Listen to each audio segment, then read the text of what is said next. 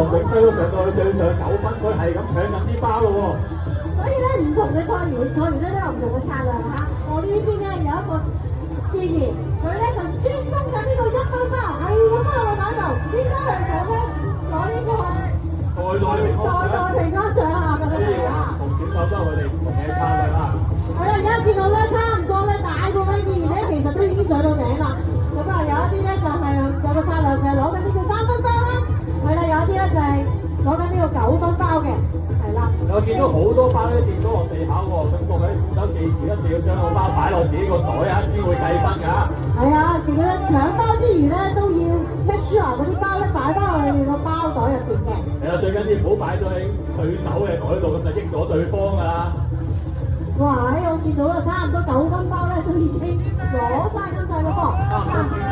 記住啊！你哋一定要喺限時之內落翻你雙腳上嚟咧，先計數㗎。千祈要自己預翻啲時間啊！最緊要安全雙腳順路。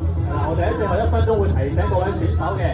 好啦，我見到咧，其實咧9分包都真係已經冇晒啦噃。好啦，而家我哋嘅策略咧，應該就會慢慢落翻嚟呢個3分包分嘅。係啦，哇！記住睇住啲時間啊！見到啲包越嚟越跌得多喎，記住一定要將啲包擺喺自己個袋度啊！係啊！所有選手而家都開始我見佢哋咧已經差唔多啦，急到滿晒啦！哇！仲有1分鐘，幾多分鐘啊？各位選手，注意啊！留預翻時間落地，跟住落地。慢慢要落翻嚟啦，預翻好啲時間啊！加油加油！